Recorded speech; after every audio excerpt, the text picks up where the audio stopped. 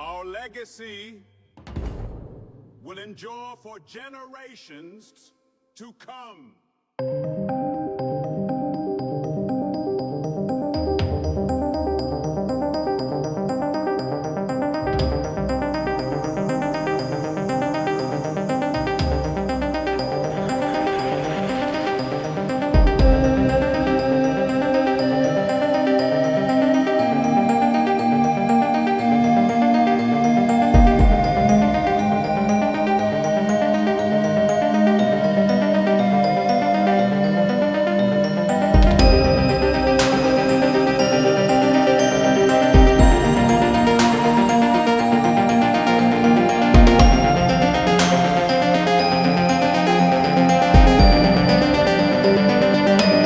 Assalamu alaikum. Peace and welcome, everyone.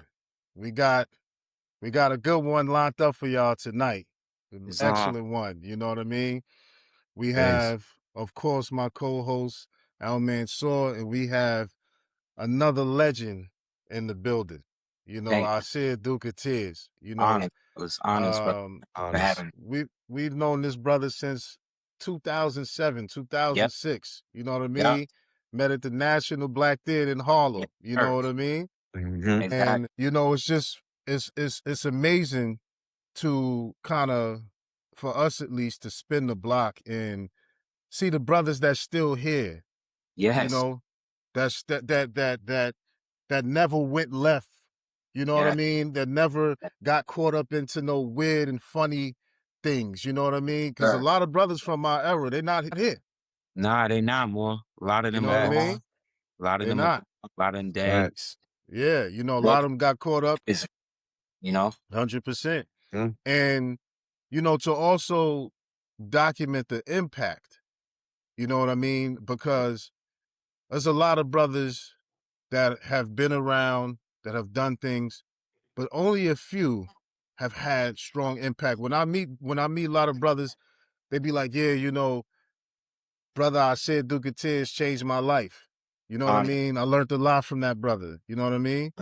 Honest. So it's important, you know, for us in the Moorish paradigm with Moorish History TV to document and give the respect, give the honors, give the flowers, and to, you know, and again, to our peers. You know what I'm saying? Because like I said with the show with Brother Sharif, is that it's important for us to establish a gate so that we can keep and gatekeep some things. And that should be reserved for the brothers who have documented long-term impact, documented consistency, Islam, and documented skin in the game. You know what I mean? So without further ado, I present my good brother, the good Moor, the great Moor. Honest, brother. Aseer Duke of Tiers. Honors, my brother. Honors. Honest. For having me. Sure. I really appreciate y'all, man. And to keep it real, we actually met the second time at the National Black Theater, but I met you guys both in Brooklyn at one of the last African street festivals they had, the original joint. That's a right. fact. That's a right. fact. That's That's right. a fact. Facts. You're right. You're right. Yeah. You're right. That's when we was in the trenches, you know, really, you know.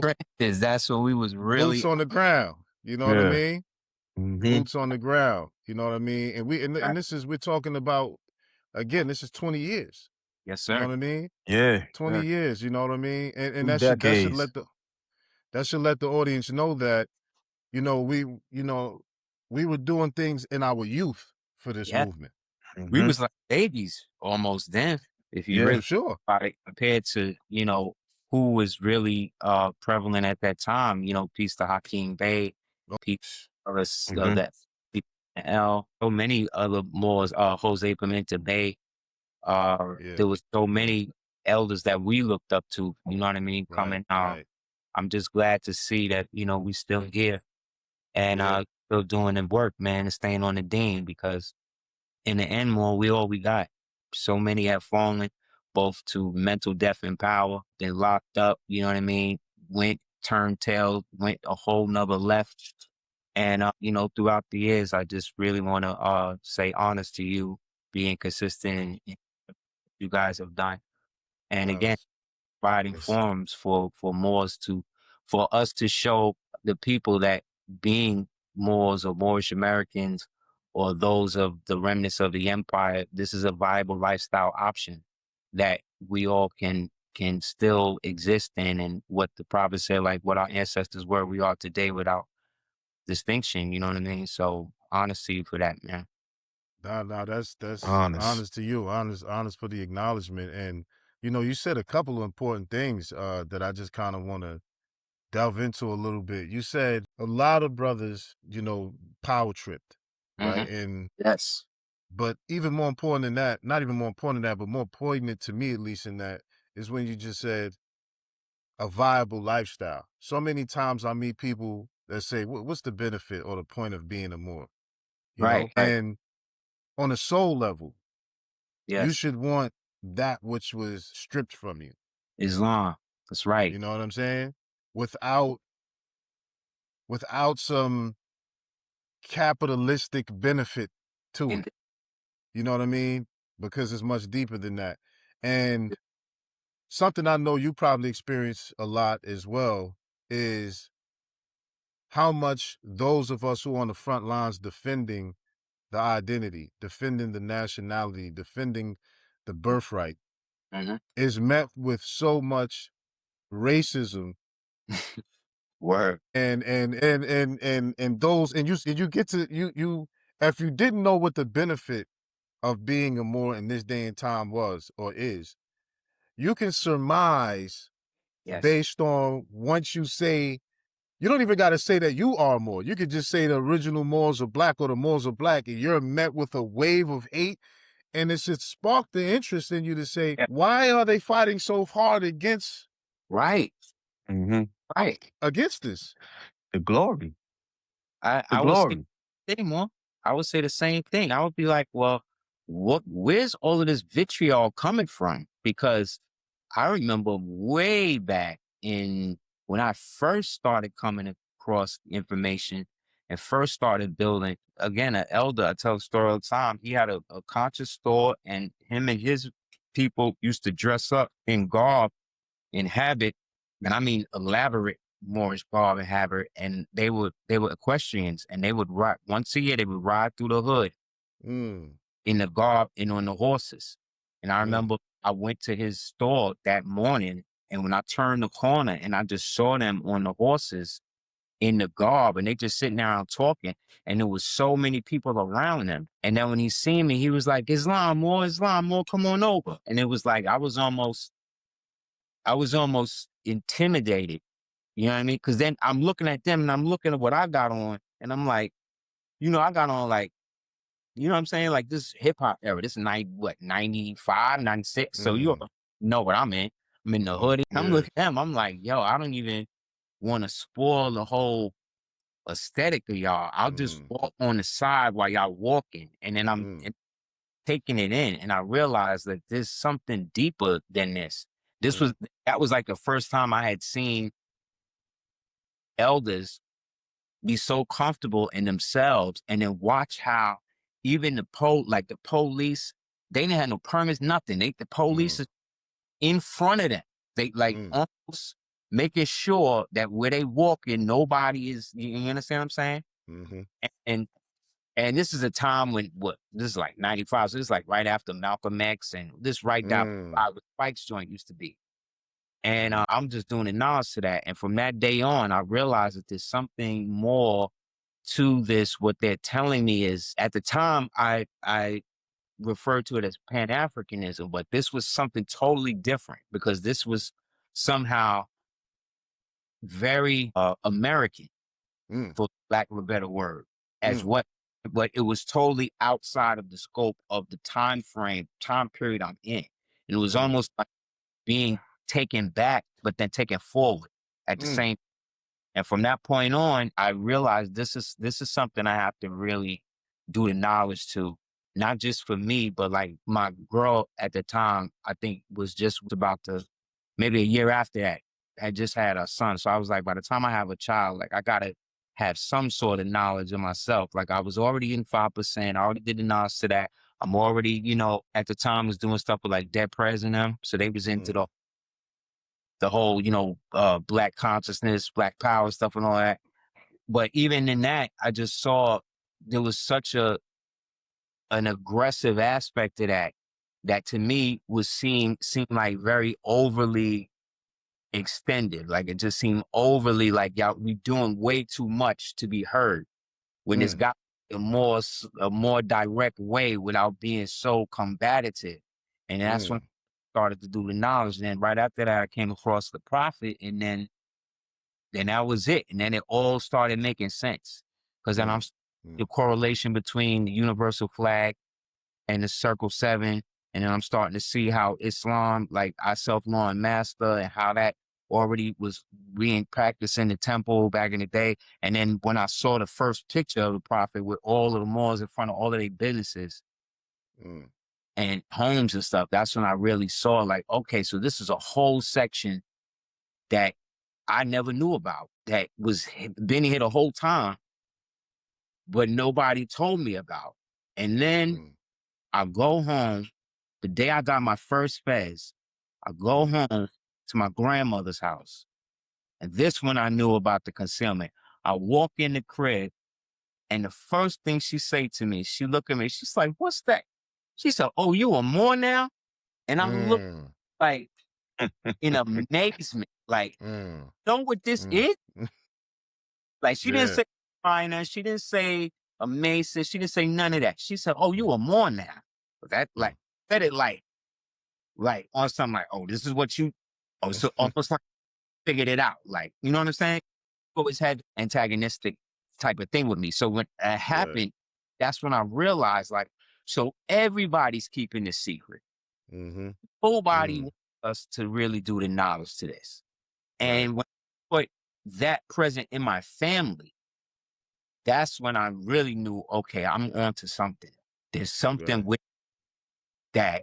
For whatever reason, they have been inundating me with all of this extra angst about. Like, we're the only people in the world that are taught to hate where we live. You know what I'm saying? We're the only people who are taught to hate the fact that we're born in this country. You know what I'm saying? And then I read what the prophet is saying, and it's it's the total opposite. He's not only embracing Islam as a syncretic aspect of our culture here, indigenous here, but then he's also uplifting the fact that we are from our Morocans. You know what I'm saying? We are our Morocans. We are so-called Americans. You know what I'm saying? And this is our country. And that had been the first time that I really understood how nationalism is such a thing that was bred out of our people to almost make us dependent on everybody else. And then that's when it became paramount to me to be like, nah, I'm gonna seek out other Moors that's really, and other people that are really on this theme, because this should not have been kept from us this long. You know what I'm saying? There's no way I could be listening and learning about Marcus. Everybody around the prophet, everybody around Moorish science, everybody around the temple, but never directly him. And then once I really did the knowledge to that, I realized that there was and is a concerted effort to keep us ancestrally dependent on others, financially dependent on others, you know what I'm saying? So that way they can manipulate us to maintain their position of power here, you know? I So, mean, that's powerful, brother. That's powerful. I'm glad you explained all of that too, to familiarize at least us. I'm not sure if your audience and supporters do know already, but that's very interesting how your journey to, Moorish knowledge and Moorish science has proliferated. And, something that's consistent with what you said, which is kind of similar. In my case, there were just different droplets that I seen growing up in Brooklyn, East New York, right? And I remember these guys just pulled up on the block one day, just some Moors, you know what I mean? But I didn't know they were Moors. They had fezzes. right. They looked powerful. Yes, You know what I'm saying? They just, they was just moving in a way like cops was around, and they they didn't just treat them like they was treating everybody else. They got out the way. These brothers was posted up, and I mean, back in them days, East New York was a wild place. You know what I'm saying? And so they was on the block taking over the areas where the drug dealers was at, and it was just like they just was posted up, and I was like, man, who are these guys? And I just never forgot that. And then Yes. one day, I'm gonna skip some parts here, but one day I came home. This is when I was living in Jersey, and my grandma. I came in with the fez. She's like, "Oh, your granddad had a hat just like that." I said, See? "What?" See the I cross? said, It's "What?" the same type of thing. Like I said, you "That's out what there? it made me think when you said it." I Yeah. said, "Nah, this is crazy." You know what I'm saying? So Yes. it was just really interesting because it was one of those things that, because I've always been like a student, like again, like a lot of people know my story. I grew up conscious. My mom, my brother, my oldest brother was an Ansar back in the day, so he brought the knowledge in Yeah. early. Yeah. My uncle was a part of the Darul Islam movement, and they was real strong in the community. They put so much work in the community. It was a park in East New York that was a whole bunch of unalivings and assaults Yep. going on against women, that they was strong out there, and they call it the Muslim Park to this day. Yes, sir. So I come from around that, but it was when I seen these guys that I said, nah, it's something with this. Yes. You know what I mean? Yes. So years go by, after doing all of this history and this research, I'm like, we get to a point where I'm like, nah, I studied religion. I've studied the mysteries. I've studied the history. But, and I'd say this too, it was something that a banker told me, because I had some issues with the banks back in the day. Right. A brother that worked in the bank, and I said, how could they just take my money like that? He said, I want to tell you, young brother, because I see you doing your thing, but it's because you're black. And he said, they have us pegged to make a certain amount of money in our lifetime unless somebody white says co-sign for you. Either you work for a white person or you work for a white company, or you're in business with white companies that they're gonna, you know what I mean?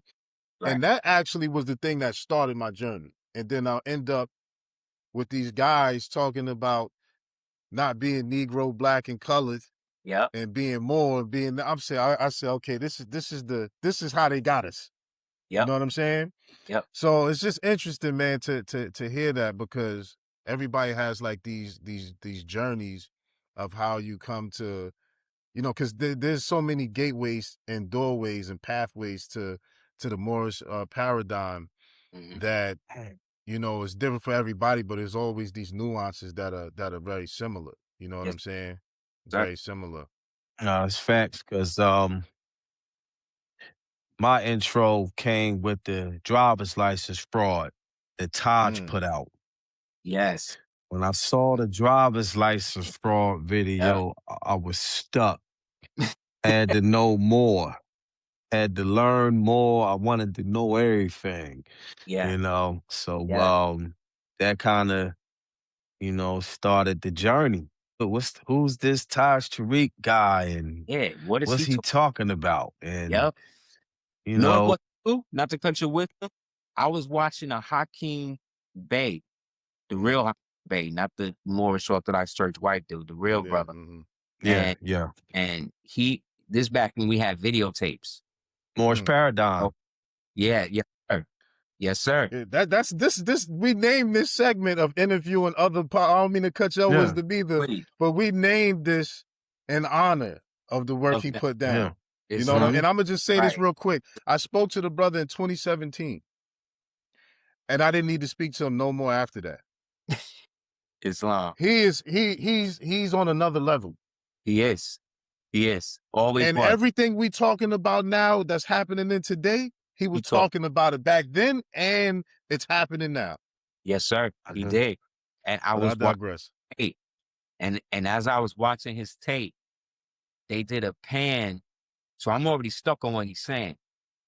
They did a pan in the audience, and it was in like a school or whatever. And as they panned in the audience, they passed this brother, and I'm looking. I'm like, who is that? Turned out it was Isaiah Washington, the actor that was in Grey's Anatomy. I saw him in it because I remember him from the movies and stuff. So I'm like, and then I'm bugging that this person is actually there listening to him, because this is before we knew about the whole science with the Hollywood and what they were doing. So the Mm-hmm. brother was there. And then years later to watch everything that happened with that brother on his journey in that world, still trying to maintain himself. I can only imagine how much he had to really deal with and go through. And I could see why we don't really see him on and stuff like that, because I can tell just from then his intensity and the questions he was asking was really like, nah, he did. There's more of us, as they say, everybody got a fez in the closet. You know what I'm saying?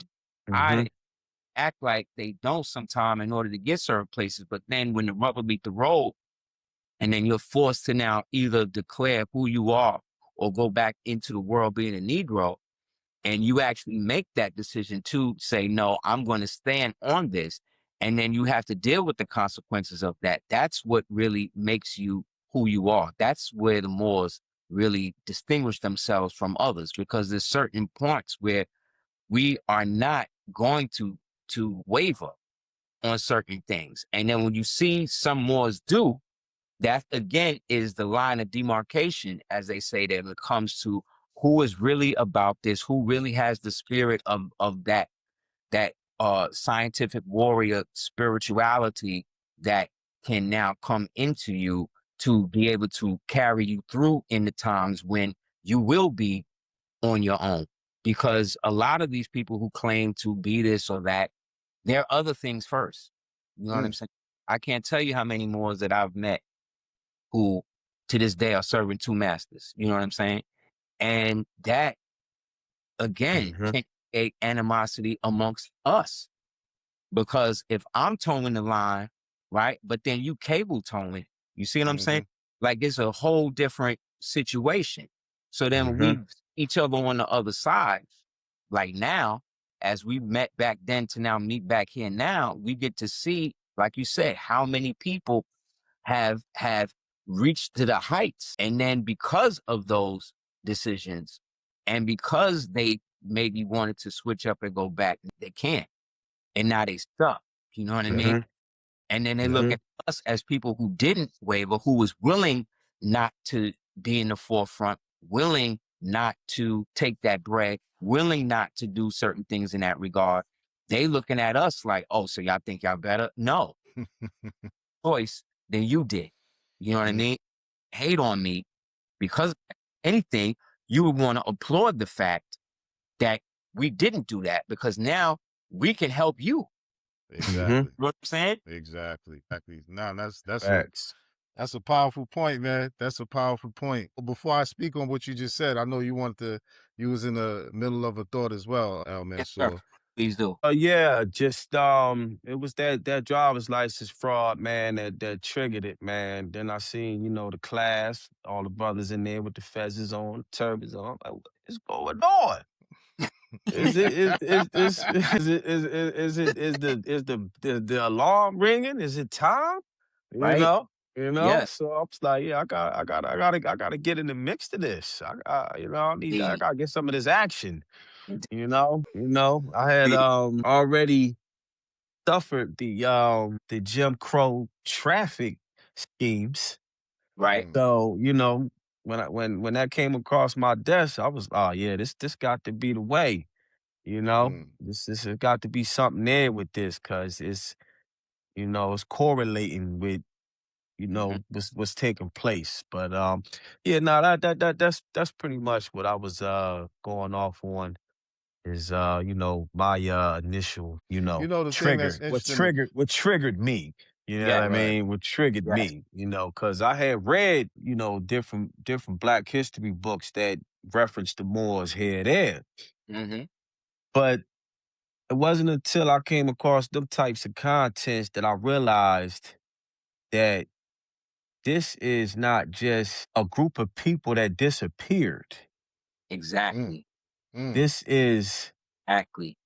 relative to us in real time, Yes. in modern day, So that's what was dawning on me. But I'm gonna digress. Islam. No, I just want to point out that, yeah, it was like, it felt like when because we met around that same time. Me and Al Mansour, we met around that same time, and it was like I was being called to something. It was like when I see Hakeem Bey, Taj, all these guys, I said, it was like, okay, see, I had studied a lot, had all that stuff. You know the journey we all get on where you just digging in the books and you coming up with ways you're trying to figure out, hold on, how do they got their foot on our neck like this? Right. You know what I'm saying? How do they got, what's the mechanism? Right. And when I saw those guys, it was like, okay, yeah, nah, this is it. I didn't know all of it, but I'm like, this is it. And the thing about it is, you pointed out something that's important, how very American it is. Yes. It was something that was giving us tools for living in today. Yes. And in the environment that we're from, the terrain that we're dealing with. And to segue a little bit, by you pointing that out, now, you know, and I'm glad we got you now on here, because we can verify, because this is very key. This is important. I'm going to clip this part up nice. I'm going to clip this part nice. Honest. Hey. You remember the Aboriginal law firm? ALF. ALF. Alf. Right. Alf. Right. So we're going to pause there. We're going to go to Noble Drew Ali saying that we're from here. Right. Right. The Moorish paradigm, Moorish science, has been the first people and knowledge base to establish our Aboriginality and indigeneity to America. That's right. So all of these people that are coming out today talking about we're Aboriginal, indigenous, we're not Moors, we're Moors, we're not Moors, and all of this stuff, the entire paradigm was introduced to everyone. Right. You understand what I'm saying? That's right. That's right. So that's very key because, you know, I see a lot of people talking, you know, about this stuff about, yeah, you know, we're indigenous, we're Aboriginal, we're not from here, we're not from there, we're not Moors. I don't really have a problem when they say we're not from Africa or we're not from here. But what gets me is when they say we're not Moors. The Moors came here and tried to take our land. I said, okay, this is radical. This is going too far. It's out of control. Yeah. This is too radical. It went all the way left. I agree, all the way left, more. And like you said, more, if it wasn't for the proper Noble Drew Ali, your opponent, nobody would know where they come from, because so many people took what he was doing and flipped it and bounced it and turned it into so many different things, and then tried to deny him, then tried to create other copies of him, and then tried to reduce him, put him in the back, and then all of these things. So now always that sound ain't I don't hear it. The sound, we can't hear you. Yep, there we go. Yeah.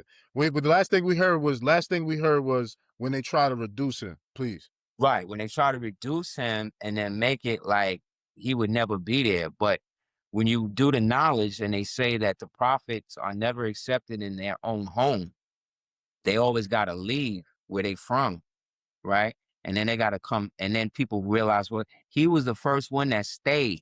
He ain't go nowhere else. He didn't stay in the East. He didn't stay on the place. He stayed here on the land and made sure that everybody understood the fact, and then set up something for us that has sustained us from then to now. He was the first one talking about you not Negro, black, and colored. He was the first one talking about, you know, you are what your ancestors were, without any contradiction to that. He's the one who basically said that when the European came here, he saw Moors living up and down the Mississippi River. Everything that man said had such multi-layered aspects of it, whereas where he could say something as simple as the European's your fellow man, you must always treat him nice. But then people just taking word for what nice mean today, when back then nice meant stupid. Back then fellow means dead corporation. Like, he was talking to you on so many different levels. Ain't nobody do that.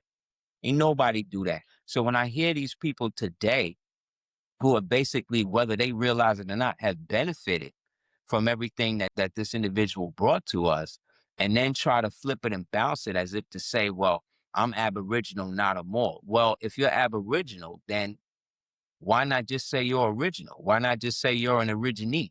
Because Ab, if you want to put Ab in front of it, that's cool, but Ab can mean father. It can mean to a boar. It could mean to abort. It could mean to, you know what I mean? It has so many ambiguous situations to that it's not thing. And there's no Aboriginal so-called name of a nation except those in Australia. They're the only ones in the world that got a passport that say Aboriginal nation. So unless you're down with them, when you use the term to describe yourself as an Aboriginal, you're using a demonstrative, which means that you're describing a type of individual, but you're not necessarily declaring what type of Aboriginal you are. Like what type? Australian, Indian, Asian? Like what is that? But when you say more, when you say Moorish American, when you say Almoricano, now you're being definitive, you're being decisive, and you're bringing yourself to a time frame that goes beyond the limited timeline that they initiated on us after I-2, which then creates a whole nother situation, which means then we step outside of the parameters. And then if we even look at the time frame of that, there's no coincidence that after I-492, that the same people we was dealing with in terms of the colonies that over there chased us back where we came from, because they also use trick terminology like North African. So because people go by what they learn in social studies class, they think North African mean that little piece that's called the Kingdom of Morocco today, when prior to that, North African meant everybody north or northwest of Africa, which means they came from over here, which is why they chased us back over here. They didn't chase us back into that so-called Africa. You know what I'm saying? They came over here, so-called Cristobal Colon, who we found out is actually also a Moranos, right? A converso, who was actually a Hebrew, who name wasn't even that. His name was Salvador Rocco. So now he come over here, he go back to link up with his kin, then after a while realized that he's now rebelling against his own people. So he set up his own kingdom, which today we call El Salvador, which is named after him, right? And then rebelled against the same dirty Moors that basically helped displace him, to the point where they came, locked him up. You see what I'm saying? But because we grew up under what they call Renaissance or romanticized, Hellenized people who use decoys as a way to hide who was really behind the scene, i.e. Stephen and Django using Carl Candy to do all the dirty work, when Stephen is the one writing the checks. Stephen is the one sipping the brandy. Stephen is the one who owned the plantation. Stephen is the one who's saying who get whipped and who get castrated and all of that. But Carl Candy is the face. You see what I'm saying? The same way today, they would have certain businesses that you think is Black owned, that you think is that because they have a so-called melanated face on it, but behind the scenes, who's really running that? But there's always a puppet master behind a puppet master behind a puppet master. But because people only believe what they see in their own two eyes, they're not using their divinity, their mind's eye, to understand that this whole thing is one big play to throw you off your land. So if they can make you hate where you come from and try to get you to leave there, it's easier for them now to come, take your name, take your address, take your stance, and then say that they're this. But then when you say, again, well, I'm native to this, so I'm native, okay, cool. So you can be Yamasi, you could be Algonquin, you could be whatever, but that don't change the fact that those people actually were called that after a certain time. You understand what I'm saying? But Yeah, before that, thank you, Mark. Please. no, not to cut your wisdom. No, No, I just please. was going to say, yeah, it's interesting that this topic has come up, because I've been feeling real America first lately. Word. You Recently, right? know, a whole lot. Real. I feel like let me not say I feel, based on my personal investigations and research, I just think we as a community, we have to reevaluate everything that they have flooded us with. Thank you. Everything they've thrown at us, we got to dig into it and hit it with the microscope, and whatever else we need to look inside and outside of it to figure out everything about it. Because, for example, even with King Charles II, I'm coming out of Jersey. That's who issued the charter for New York and what became Jersey, you know, and the records show he was a Moor. Yes, You sir. know, all the descriptions of him is as a black man. Yes. Your Other side, complexion, or even darker, or you even know, darker than that. you know. So, you know, just that right there, I can remember elementary school, because I'm originally from Trenton, New Jersey, Mhm. and they would take us to the state building, which is where me and Manson used to go to get state apostilles. But I Yes, sir. remember going to that building as a kid, and they have a museum in different parts of that building. And they got the charters and stuff in there from Charles, but never did they tell us that all the records say he's a black man, you Never. know? And not a black man from Africa, but a black man Ac- that is the king of England Exactly. or Great Britain, you know, one or the other or By both. way of marrying into the Inca family, becoming the 25th, I believe it's Charles the Fifth, not Charles II. I think it was his son, who married into the Inca bloodline, which then linked the Holy Roman Empire back to the indigenous so-called Tonkinus Moors down there in so-called the South, which is really up because the map is reversed. So really at the top, he then marries into that, becomes the 25th, and then from there, the lands, and then from there, it starts to become a unified thing because they were trying to reunify at the same time while they were fighting against those who were trying to break up that unification, and then was able to transfer ownership to that land all the way up here to what we now today call North and South Carolina, which back then was called Carolina, which then means the lands of Charles.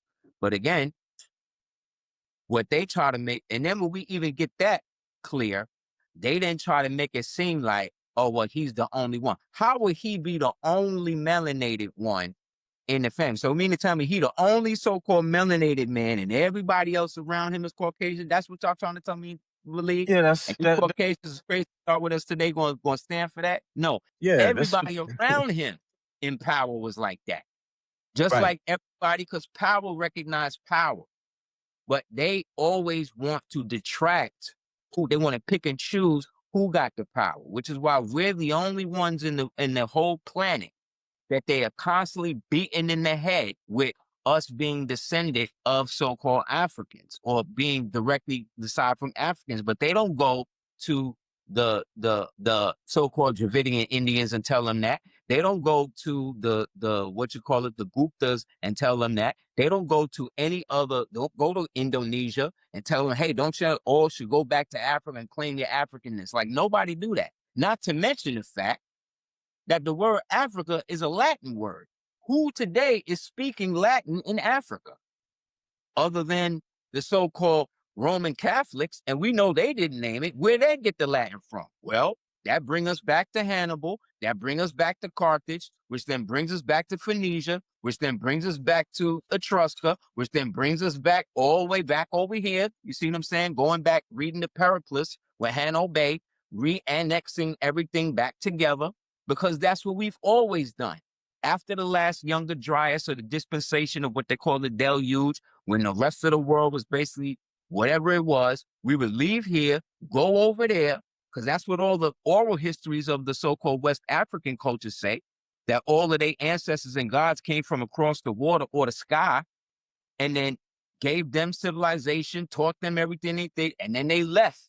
And then what happened? They then become gods to those people, who then take the technology that we gave them, right, and then built up their cultures and maintained it for as long as they could.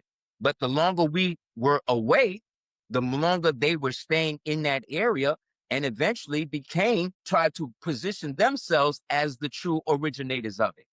And then in that now, denying their true ancestry, what happened? They get to be invaded. So the same thing happened to us. When we started to lose, as the Quran says, when we fell from our noble nature and we started to stray away, those who had stayed away too long became so away from that we barred them from coming back. So because we couldn't have them taint the what they call the Tamareti, the Holy Land. So what did they do? They started to fight wars to try to get back here. And then when that didn't work, they had to start to create other pseudo nations to help them do it.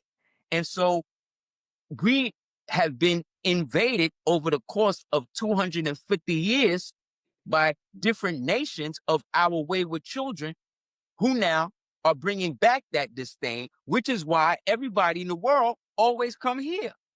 They always come in here to get the benefits that they have here because they can't get what we have here there because we set it up this way to pass on our bounty, to pass on the covenant to the point we got people who don't even look like us trying to access the covenant that they know don't come from them. But so long as we don't know, so long as we take their version of the story, their version of Islam, their version of Yeshua's story or whatever else, we will always be at their beck and call when they know that it is the exact opposite because none of us is breaking down the doors to go there. Indeed. You know what I'm saying? We had this almost some similar points being discussed on a prior show where we talked about the narrative wars. Shout out Yes. to brother Sharif Bey. Islam. Whereas, and I Salute. mentioned before on that is that when someone else can define your reality, Thank you. they have power over you. That's right. So it's real key that we define reality That's right. instead of allowing it to be defined through us. For us. That's Which right. is what we've been accepting for some generations. We've been accepting what's been thrown at us, what's been That's right. pushed down our throats. Right. And it's it's time. It's time that we go back to the drawing board and we break everything down to the smallest molecules and build it back up. So y'all brothers went there. All right. Y'all went there. I ain't trying. So y'all gonna have to let me. I gotta back it up a little bit. I gotta spill on a couple things. Well, back it up. Well, easy back it up. You know what I'm saying? Okay. Word. So I mean, man. Okay. Because this is exactly what this is exactly. Just I'm gonna try to keep it in short, but just let me spill for a minute. Let me say my piece. Please do. So, because it's going to connect to everything y'all said, right? So, I'll start with this. Oh, man, so you remember. Now, me and him, like, we're the type, we believe steel sharp as steel. So, we'll argue a point for months, try to back up our data points. But I remember when we was running around with the homie from the neighborhood, and it was after I read the Nature in Nature. You know what I'm saying? Mm. And I was saying, I was like, yo, the Amazon River is older than the Nile. That's right. And life starts around rivers. Right. you Right. You know what I'm saying? You know, I was saying that from the beginning. Right. Yeah. Right. You know what I'm saying? Yeah, But hold on.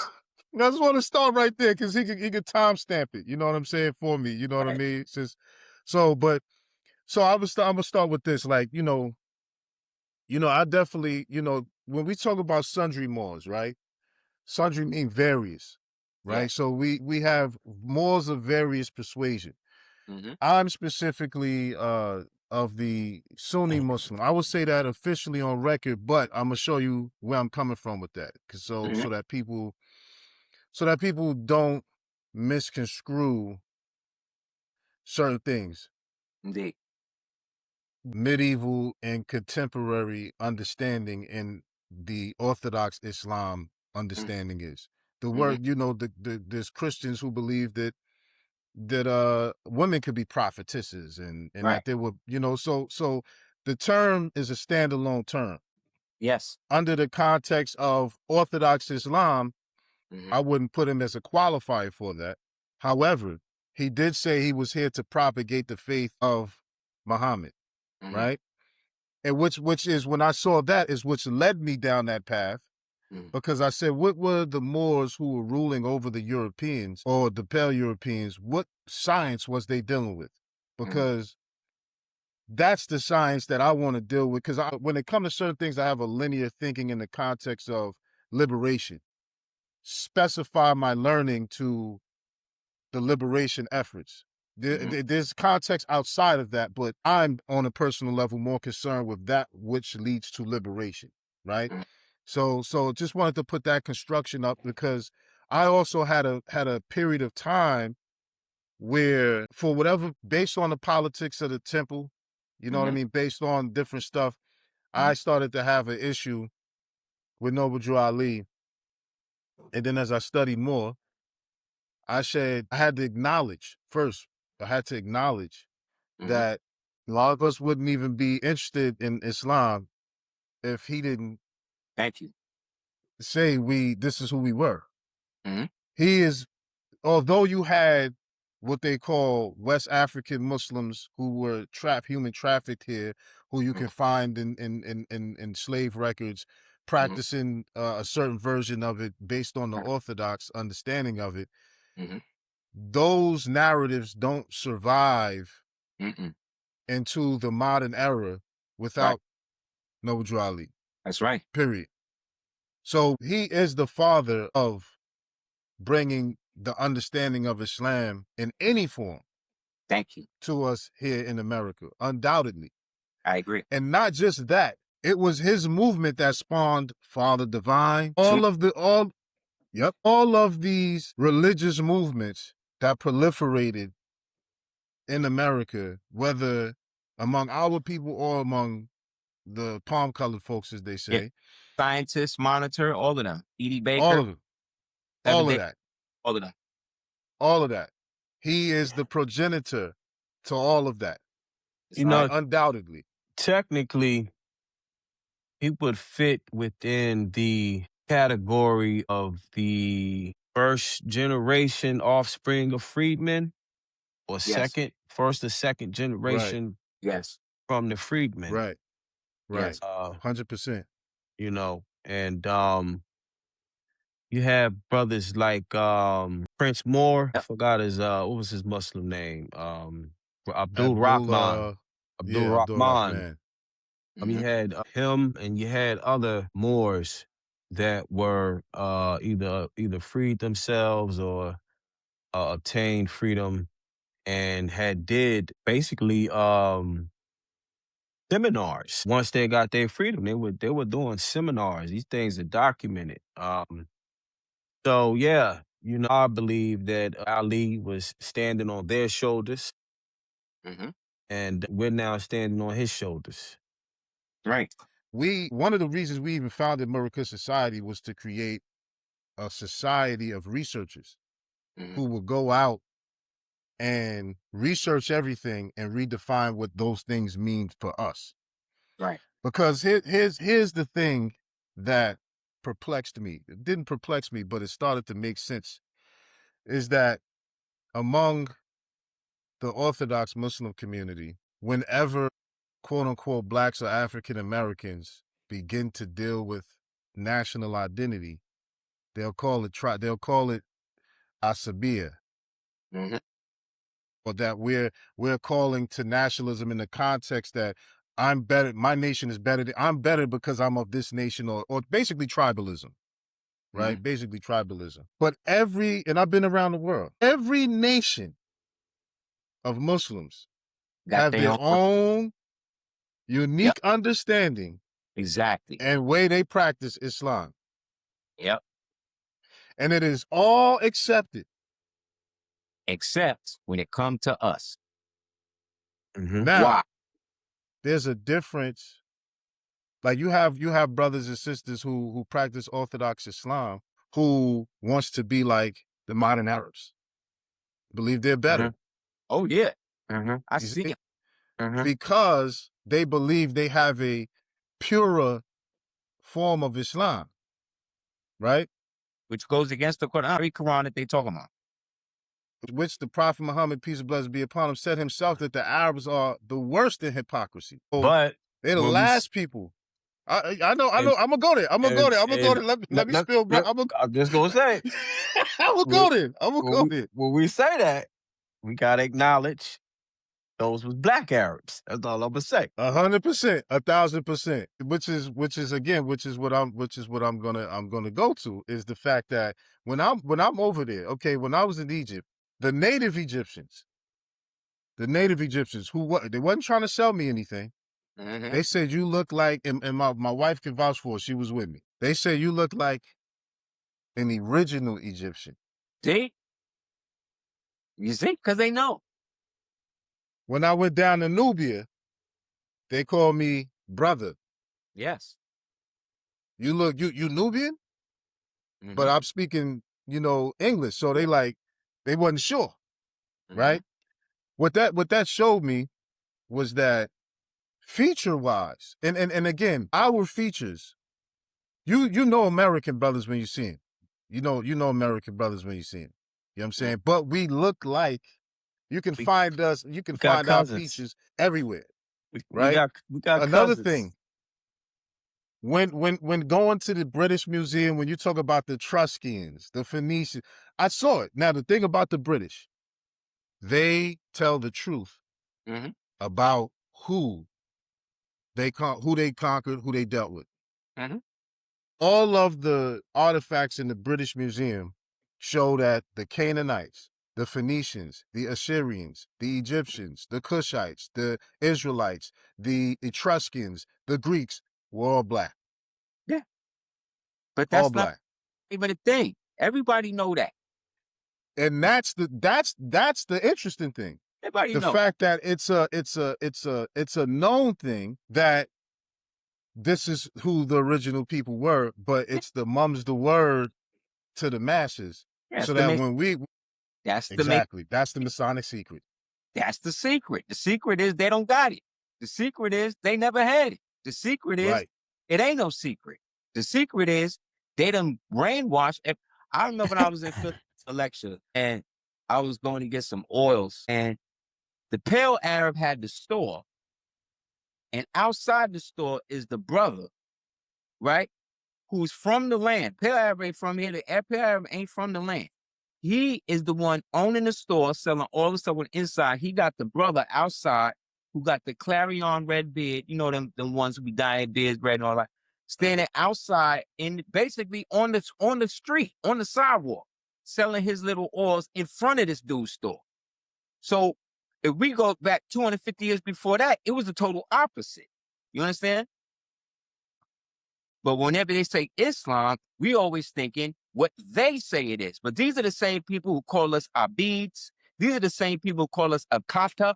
These are the same people that got a slave port in Libya right now, where they selling people that look just like me and you over there right now, and they know Africans, ain't nobody going over there to stop it. Okay? So when they start talking all of this, they be picking and choosing. That's the whole thing with me with them. Also, the word Muhammad also can be translated to Messiah, if you didn't know. So when they said that the Mohammedans came and they was doing whatever, we were seen as the Messiahs to the people because we came from the land of Eden. That's where this place is. That's how you know that we different people than everybody else. That's why we can look like everybody else, but nobody look like us. Because we are the original seed that came after the great dispensation and put everybody back on the map. And then, instead of staying there to try to rule over them, gave them the science of law and government, and then came back over here so that way they could be free and they could live how they want to live. Because we as Moors believe in freedom so much and perpetuate love, truth, peace, freedom, justice, and equality so much that if you believe that your freedom is predicated on you being a slave, then I'll support you being that slave if that's what you think you need to be free. And that's the difference between us and everybody else.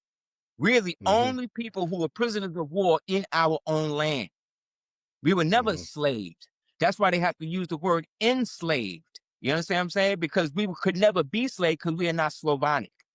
We do not have Slovenian DNA in us. We are the ones that raised all of them out of beasthood. And that's the thing that they don't want to deal with. That's why they're comfortable in creating the circumstance by which they say that they basically are the keepers of Islam, right? As they understand it, based on the Orthodox situation. But the prophets come in the language and speak in the language of the people that they're there for. So when my prophet came, he spoke to me in the language that I could understand. You understand? And then opened it up so that way I could understand that there is also a greater world in which we should be accepted, right?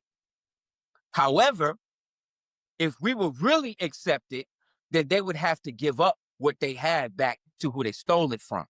And that's what they don't want to deal with. This is already in the book, the Arab invasion of Egypt and Nubia. Remember that book, brother? The Destruction of West of African Civilization by Chancellor Williams. What you call it? All the Diop's work. You know what I'm saying? This all of J.A. Rogers' work. We are the only people on earth who understand all of these different so-called invasive species that came over here and did what they did, because we're the only ones that still have the remnant memory of what it is. Them people over there don't know where they really come from. You know how many times that they have been ruled and have been ran off the land? Why you think they all aren't? They done gave up how they dress to dress like us here in our worst state.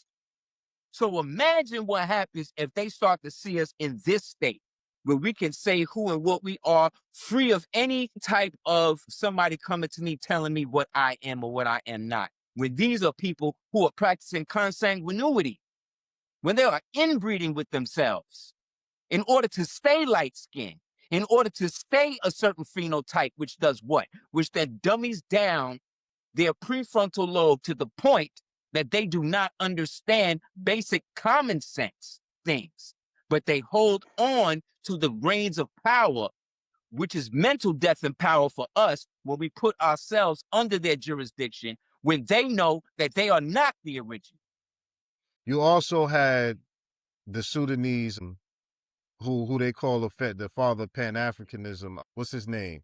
Sheikh Dos. Dous Ali, right? Yeah. Who Garvey studied and under, was a mentor. Yeah. Say it again. Him and Suleiman Muhammad. Right. And Suleiman Muhammad was the one here in America that was moving around and doing things. Right. So the point I'm making too is that at that point too in early America, you had a lot of not a lot per se, but you also had Indian Muslims who came, and you had some of from the Ahmadiyya movement, and then Ismaili, you had some from the Ismaili sect. What I'm establishing by bringing this up is the diversity of Islamic perspective and thought in early America, right? And then when you dig into the Wahhabi movement at the time, that's where you get the Lawrence of Arabia movies, so on and so forth. That's when you have that proliferating in the early 90s, right? Muhammad ibn Abdul Wahhab, he was bringing a nationalism to Arabia. That's right. And that was like the 1700s, I believe. But he was bringing that to Arabia to remove the Ottomans, who were seen as foreign, to his land, right? So there was a nationalistic movement, although it's cloaked under the guise of you talking about religious. You talking about the Mahdi, right? No. He was in Sudan fighting the British. I'm talking about Muhammad ibn Abdul Wahhab, which is basically Wahhabism. Yeah, is made after him, and the people who call themselves practicing Salafiyya today is pretty much getting that from him. But his goal was to remove all medieval interpretations of Islam. That's right. So you got to think about what that does. If you say, I'm going to remove all medieval interpretation, that means all the way down from the Umayyads and the Abbasids. And the Almoravids, the Almoravids, the Almohads. Moors out of it. The Moors. Yeah, exactly. That's my point. That's my point. Those are the first 3 dynasties. Is but this is my point. Berber, this is my point. This is my point. Yes. You remove the Moorish understanding of Islam, right? And we know for a fact that one of the madhabs, Maliki school of thought, deals with the sovereignty of Allah. And that was primarily the Moors in Andalusia and Morocco at that time. They practiced that version. Yes. So then you get to this whole hadith thing, right? And we're not going to spend too much time on it. You know what I'm saying? We don't spend too much time, but we get to, when you get to that, right? Because what we're establishing here, what I tell brothers and sisters all the time is that the Moors hold the key to Islam in America, regardless of what anybody thinks or wants to accept. That's right. Because I know for a fact that none of them know how to work Islam in America like the Moors. Right? For a fact. No. So the other aspect of it is this.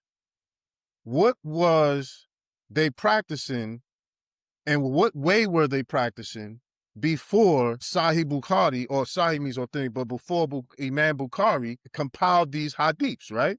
Right. And then when you dig into it, you find that one of his students is why those works proliferate, called Fabri. His name was Fabri, right? Yeah. And he isn't as quite a reliable source as what someone would put out there. So my point is the construction of and the construction of what is understood in Orthodox Islam today, when you get to the roots of a lot of it, it's not as clear and direct as it's marketed. Right? No, it can't be, because they went and erased the people who brought it to the world. You cannot do it the way that it was done if you want to secure it. And you cannot control the remnants and the descendants of the people who are the rightful inheritors of it and enslave them if they're in their original personality and their original nationality. So that's why we have a nationality and deal with a national aspect of it, but everybody else can have it. You see what I'm saying? Because when we do it, we're now doing it in the deen, because we understand the fact that when those Moors, when we left here and went over there and did what we did in such a glorious manner, we were so-called Islamic, but not everybody was Islamic. There was Hebrews involved. There was syncretics involved. There were animists involved. There were all types of Moors. That's why they use the word sundry, because there was different types of Moors who were together under a national identity and who had a specific goal, which was to re-civilize the planet at a time when it needed it. And then once the need of it was fulfilled, we then almost disappeared. That's why it took so long to get those Moors out who stayed in the outposts and what we call the frontiers. There's a book called the Florida Historical Quarterly. And in the first 2 pages, it says it all right there. It says that we extended the dominion so far and so long that it took these people centuries to get us basically up out of there. And by the time they did that, once it was gone, those people who had been raised up from bestial status, remember, some of these people were not even considered human at the time that we was there. They became that. They were raised up from the state of beasts. It's not a joke. You can read Stanley Lane Poole, he says this. You can read the story of the Moors in Spain, the story of the Moors after Spain, Dogs of War, the Wars in Barbary, all of these books, Iceman Inheritance, Chosen People of the Caucasus, 12 Secrets of the Caucasus, the 13th Tribe. It tells you these people were no more than literally beasts. We had different names for them: the wood wolves, the Yeti, the wild men, whatever you want to call them. The wild men. This is what they were. We used to call them Spaniards because they would be in the yards, because they came from the Puerto de Caños Canarios, which is the islands off the coast of Africa. Okay? These people not even from the place that they say they from. But we're going to these people to get our understanding of who we are when we're the ones that civilize the world? No, it don't go that way. The problem is we became too passive because we were prisoners of war. And after that war was over there, they had no wars to fight. So they employed those those beasts to come over here and continue the war against us here. But that's I think that's where we kind of differ at in research. What I've pieced together from those very same books and other books is that there was a global quarantine on them. Yes. It was a global quarantine. And it was like a prison break. Right. Exactly. Yeah, Precisely. they broke, but they They had help. broke. No, indeed. Always. You can't, the prisoners can't break out of prison unless the prison guards help them. Exactly. You see what I'm saying? And so, Like Sancho, and we would get people like Alfonso the 10th, and we get people like what's his name, El Cid in them. This is the peoples that was helping them escape, and then it came to a point where they was just everywhere. And then when they followed and came that from the frontier and brought it over here, that's when they started to codify everything and started to use elements of the Orthodox Islam, Orthodox Roman Catholicism, Orthodox so-called Christianity, and these became the guidelines that they was using to create a system in which now the slave will become the master and the master will become the slave. Because again, they had help. They had people that looked like us that was putting them in position to help them do it. And then once they got in that position, these people started to recess to the back and started to act like they was the rest of us when really they working it from remote control. And then the rest of us now is disenfranchised from one another, and then it becomes every man for himself. indeed. To that point, to add on to that point, because we're going into the depths of this stuff here, right? So, like you said, like the people that, so when you look at the Yaqub story, a lot of times stories get told in allegory, but one person represents many. I remember Todd used to always say because you have two competing factions or two competing perspectives of Moors, right? Yes. You had the Moors who wanted to, because we can't just call them Europeans, because we know we the original Europeans too, right? We can't call them the original anything. Right. But when it started in Asia, but even before we get to the Asian part, the gene, like I got a post on Instagram right now that's going crazy with so many racists coming up there and they argue with me about these facts. But the fact is that the gene that's responsible, they say, for light skin it's a cover up for really saying pale skin. You see what I'm saying? So they're just using light skin to kind of make it seem like light skin didn't proliferate until 6 to 8,000 years ago. Right. But it's really the gene that's responsible for turning somebody pale. Yeah. And that gene didn't proliferate until about 3,000 years ago. There you go. Right? Which means that, and the scientists today have confirmed, their own scientists have confirmed that gene didn't exist, that Europeans were dark-skinned with blue eyes. The blue eyes. All the way up until 3,000 years ago, right? So when we look at, because what some of them have been saying on my post, the ones of them who's supposed to be smart, is that it started in Asia first, But see, that's why when you look at the Great Wall of China, it faced outwards. It faced outward. Thank you. You see what I'm saying? It don't fit. They didn't build that wall. That wall was a quarantine wall. Thank you. You see what I'm saying? When you say that, that's why Europe is Islam. No, when you said that, what came to my mind was the German image of the wild men attacking the Moorish castle. Just came to mind, Right. This is what you'll see. Now listen. The tapestry, the German tapestry. We may have to do, you know what I mean? Right now, we just, because I like to do these interviews in twos. So inshallah, if you're available, we'll work it out. We do a part two. We can double up on the images and everything. Because when you look at the Asians, the evidence shows that we the original Asians. We're the original everybody. All of them. You see what I'm saying? Oman, I've been to Japan. I've been in their home.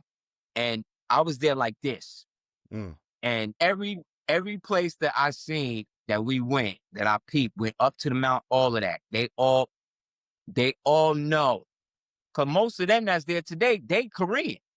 The original Ainu, the original Jomar, they look exactly like us. Went to the museum, more said, "Oh, that's your ancestor." Yes, it is. Thank you for acknowledging that. person because, again, everybody know. It's just they want to sometimes see how much we know. So they often act as antagonists to what we're saying, just so that we can spit, so they can see just how far we in it. That's why sometimes about talking that, I just block them and stop talking altogether. Because we got to stop casting pearls to swine. We stop acting like we got something to prove to these people when we already know what it is. The United States government know what it is. Everybody know what it is. It's just that we are inundated with people that look like us that have been getting money. They've been getting money from trying to be something that they know they're not. So they know they're Moors, but they'll still be Indians, you know? And they'll say stuff like, well, that's what my grandmother said and all that. That's cool. I'm a Yamasee. I got Yamasee, Washoe, Seminole, and Creek on both sides, right? However, the prophet was all of that too, right? He was Tusalagi and Cherokee, but when he claimed his nationality, what did he say he was? He said he was something that was outside of the paradigm of the prisoners of war and the control. Like the God said, they came from the freedmen. The freedmen were the Moors who freed themselves from the 250 plus years of intermittent conflict that we had been in up until that point, and then reasserted themselves in a society that we already had. That's why they had to create all of the farmer wars to get them out, the Spanish-American War, the War 1812, and all of that. And then while we was gone, started to attack the women, started to attack the cities, then started to bring the Siberians in, then start bringing the orphans in, then start bringing the whatchamacallits in, right? And then pretty soon now, we come back home, we fighting the battle on two fronts. It's impossible. So of course we're going to go into a state of destitution and a state of disillusionment, right?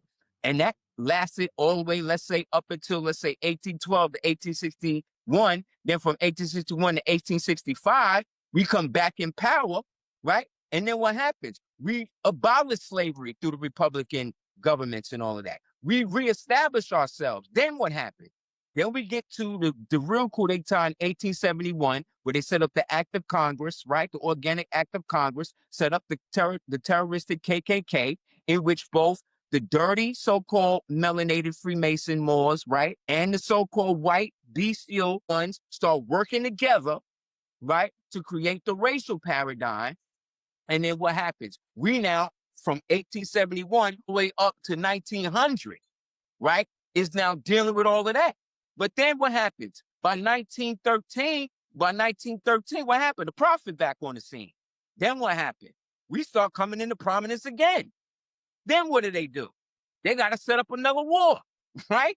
To wipe out the rest of those Moors that was in Germany, that was in, Polonia, and all of them other places, who was basically trying to reestablish and create and help us by way of what was happening in Harlem. So then what do? They start getting the dirty Moors together, right? And then they started to create what they call the Renaissance period, because now they're working with the small hats. And now they're working basically to separate us so we don't have no international banking, international connections. Go and look at the flag, the Mikado flag of Japan, Imperial Japan at that time. And then look at the paper for Muhammad Speaks. And you will see there's two melanated people, and it says it's a whole world under them. And at the core of it, there's two melanated men holding hands together. And behind them is the same Mikado flag from Japan. So when they realized that we had international situations and now we're coming back in position, now they got to really turn it up. And they start using the dirty amongst us to help do it. That's the only reason. Everybody know the police don't solve nothing. It's always the informants. It's always the collaborators that look like the people that they have targeted that help them take everybody down. And we're still dealing with that today. Today, it's the same people, because the same people who was working against us in I-492 is the same descendants of those people working against us in 226. It never has changed. The Inquisition formula. You know, that's all it is. Thank you, Moore. I would take it Thank you. even further than 1492 and take it back to 1415 with the invasion of Morocco by the Portuguese when they depopulated those Islam. 5 cities. Islam. You know? Islam, Noble. You right. Right. You right. So to add some other context to it too, I've always said that the cure for informing and the cooperation is no jurisdiction. Islam. When you can establish that, that's the cure for that. That's But right. to another point, there's a Muslim brother named Butch Ware. He went into like a lot of records, a lot of the French records, a lot of different records, and found out that this so-called Arab slave trade thing didn't proliferate until 1800s, 1900s. That's right. After there was an oversupply from the transatlantic slave trade. Right. What we also find is it's not until the people who built up.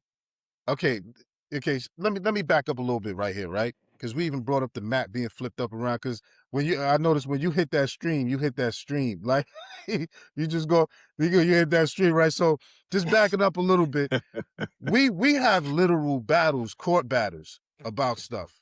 Yes. Right? And I remember one time in one of our battles, we presented a map, a whole new map. Mm-hmm. The map what they would call upside down, and the different Moorish jurisdictions that we established, right? Mm-hmm. They had no argument with that, and actually said the map was more accurate than the map that they use. That's right. Right? But they said whether you guys are indigenous or not is a moot point. Because a moot point is left up for academic discussion, according to how they use their term, right? It's that's for debate halls and academia. It's not relevant to the case, right? So what they try to do is pigeonhole everything into the narrative of being slaves from Africa or enslaved from Africa. Mm-hmm. But what you find is even when you deal with the construction of that narrative, right? Because everything is all about the narrative. Even when you deal with the construction of that narrative, after the people who are allegedly sold and bought here, what happened to the development of those lands? They declined. That's because they were never the original rulers. Exactly. Then when you deal with this concept of African, right? Mm-hmm. The term Africa didn't proliferate until primarily the Berlin Conference. Thank you. As an identifier. Yeah, it existed prior. Go. No, I was gonna say it was more exclusive to the Roman era of Provence. Think Libya, or up there where Carthage was or whatever. Literally the little section that they call the Kingdom of Morocco now. That's the only part that we refer to as Africa. But that was coined by the Carthaginians, who then the Romans then assumed the jurisdiction or the name of it as that. But at that time, it really only meant that little portion right there, which then also proves that they were named by Moors. The name Africa is a Moorish designation that was given. And then it was then inherited by the esoteric Freemasons, who then used it as a proliferation for the continent and another allegory for Earth itself. That's when it started using it as the out of Africa thing. It would make sense that it is a Moorish term, especially when you look at the context that the Roman ruling families were Berbers and Arabs. Exactly. Hence Moors. Right. So and that's why I would furthermore say too that Rome was really just an extension of Carthage. It's the way we're seeing history. Yes. That has everything jumbled up. You see what I'm saying? Because again, when we look at the originality of all of these people we're talking about us. Yes. That's what we're talking about. Just like when you went to Japan and saw the original people was our people from Europe to the Middle East. What I saw is our people being the original people. Yes. Period. So right? The So professor that I had sent you that did the blog with the Italian American woman that I said we need to reach out to and try to get on.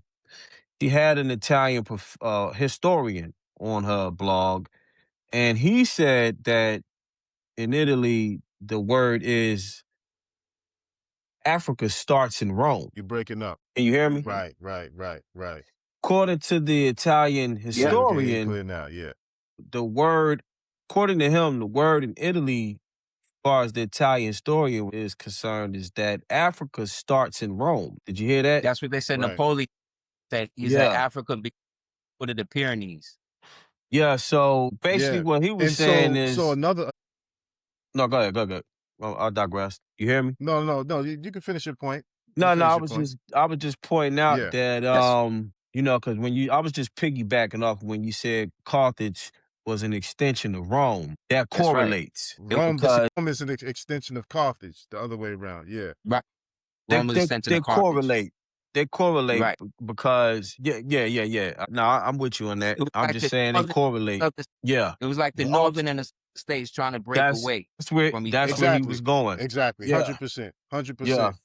That's where he was going. Mm-hmm. And just to touch on another element of that is when we look at, like, there's that book that's the oldest surviving book that was recorded by these priests, these Spanish priests who came here in early America. And what they found out, well, they left that book. It's called America, and it has a sister, it has a female chief Oh, you talking? surfing. Yeah, you talking about Ogilvy? Yeah, Yeah. When you read that book, and I read it front to cover, front to back, they name all of the cities Yes, that was already that here. were already here. So Yeah. that means that there's no way they could have built those cities in that time frame. That's why These places already existed. That's why each building says founded or erected. Erected don't mean made.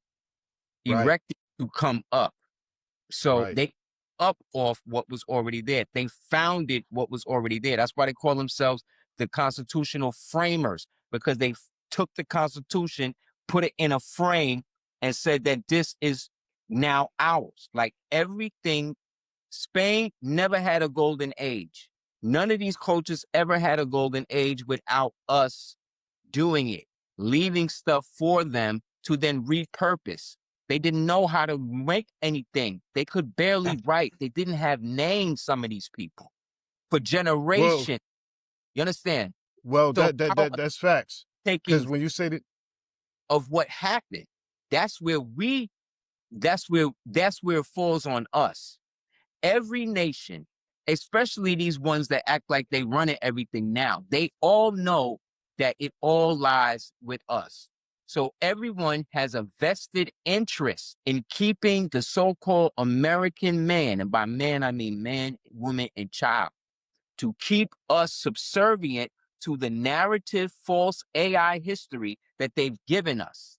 But what is happening now is that Pluto is direct in Aquarius. So that means nothing. And it's going to be like that from now to about 2040. For people who don't follow astrology, what that means is that anything that is false or false appearing will become automatically apparent. And once it becomes apparent, the power that existed in the lie is automatically dissipated, which means the energy that was there to keep it going now falls to the person who has exposed it, which means then that the more lies they tell and the more truth we tell, we gain more powerful energy from that. There was we spoke Latin as well. Some people call it Moorish Latin, but I would just call it Latin in the sense that it was what we spoke because it was a way to bind a lot of energy from people and things that had no thing. So when we would speak it at a certain tone, it would literally break these people down. That's the thing that we don't understand. There's a book by a dude named Simon called Papal Magic. Get that book and you will read what I'm talking about. But the phrase goes, which means he who enters into a contract either should know or ought not to know the tenets that embrace the contract. So the contract was, we have to suppress everything about these people in order for us to rule for the given time we were allotted. That time is up. So regardless to what they want to say, what they want to do, who they want to think they are, whatever they want to control, it is already over. All we got to do is keep telling the truth about what we know happened. And what will happen is the energy will conform around us to perpetuate that. And to show and prove this, the Moors, I don't know what Moors in particular it was, but I give respect and honors to them. They have it now, or put in such work, and I would say collectively. We weren't the ones that physically made this happen, but I think we also physically helped make it happen by proliferating this type of discussion. By July 1st, 2026, Asiatic and Moorish or Moor is going to be on all of the so-called governmental documentation throughout the United States. So you don't no longer have to, if you're filling out forms, fill out white, American, Indian, Hispanic, or any of that now. It's going directly to what it is. So what that means then, when you go to the CDC website, right? The reason why it's the CDC, because the prophet said we're a pure and clean nation, and the CDC deals with that type of stuff. When you type in more, all of the American so-called Indian tribes in the entire country are falling under that designation without us having to do anything about it. So whatever these people want to say or act like, it don't matter. We done already shifted the paradigm to the point it's coming back to us. On top of that, real quick, your boy Donnie done basically reinstated Barbary law, in which now after they kidnapped what's his name? Maduro. On July 3rd, which was the day after, historically, January 2nd, when Grenada fell, he went in and took the dirty Moor, whose last name is Moros, out of New Grenada, which is what Venezuela, Ecuador, and Panama, and Guyana, and all of that was.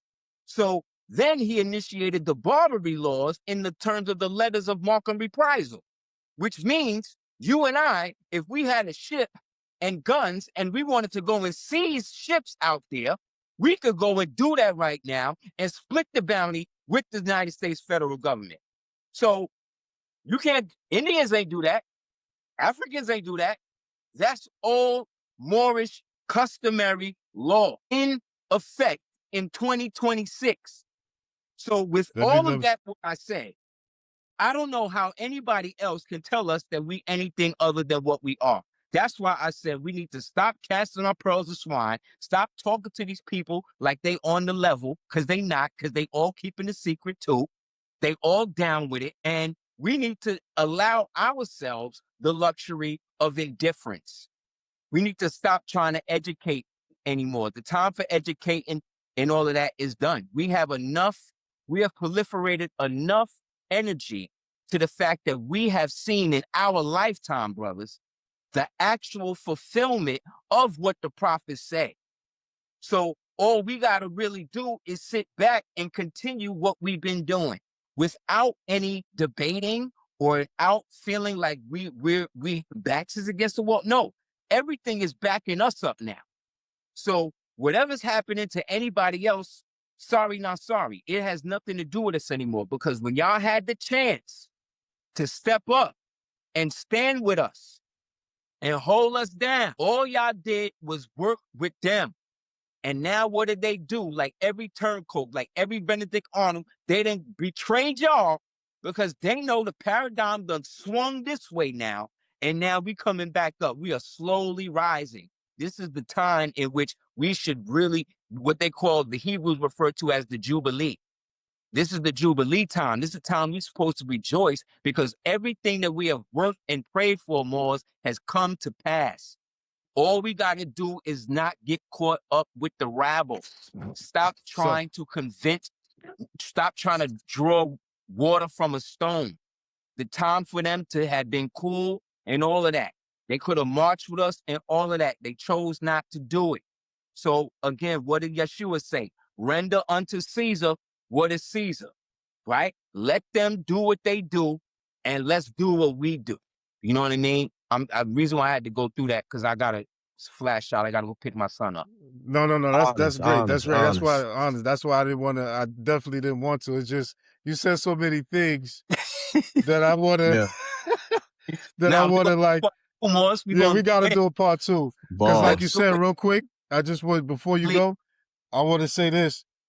That's definitely a collective issue because Moors, and I say that all the time, whether I disagree with how certain Moors go right about this or go about that, Moors, specifically those who identify as Moors, is the only ones who've been on the front line doing the work that is nonviolent, as they say, right? That's but right. confrontational in the spaces where it needs to be. On top of the fact, active, right? On top of the fact that all of these different, all of these, all of the what we hear now about carrying your papers with you and are you this citizen or free? Right. I say that to our mess all the time. The Moors this is our lane. Now everybody now see what we was talking about. Better have your papers with you. Who the Moors? The Moors the only ones that kept their papers with them. Only ones. You know? Ones. Only ones. The You know what I'm saying? Public records, all that. You know what I'm saying? So yeah, no, definitely, man. You know what I mean? Look, we definitely got to do a part 2 because let's do it, Mo. I wanted to. You said a lot. That man, you said a lot. That would. So you know what I mean? You already know. Yeah. So we're gonna get it. Yeah, we got to do it. We got to spin the block, do another round. We can get even more data out and just compare notes and get that out to the people. Again, man, it was an honor and a pleasure to have you. You know what I mean? As a guest in this interview is very essential for our community, for our nation, and for this time frame. You know what I mean? This time dispensation that we're in. And, keep doing what you're doing, brother. But I also want to give you the floor one time before you go, because I know you have an app you just released. Oh, yes, sir. Yes, sir. I want you to let the people know about that before you go. Anybody that is really into this, I got tired of YouTube constantly blackballing me, shadow banning me, keeping me. I've been on YouTube almost 10 years now. They keeping my throttle on my page. I only reached like 57,000 people, so that's crazy. But I'm just thankful that people pay attention, and I've been thankful for everybody that is supporting myself, supporting my wife, who I definitely want to give a shout out to. If it wasn't for her, she was one of the only Moors. Like, we talk about Moors holding you down. Like, when all other male Moors was gone, I turned around, it's the only one here. She only like 4'5", you know what I'm saying? And was with me at every court appearance, at every special appearance, at every whatever. When they was chain, they used to chain.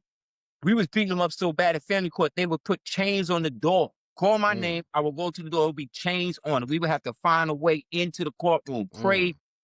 So she was there. So again, one day, any Moors that you have a good Moabitess, a Muslim sister with you, please support her.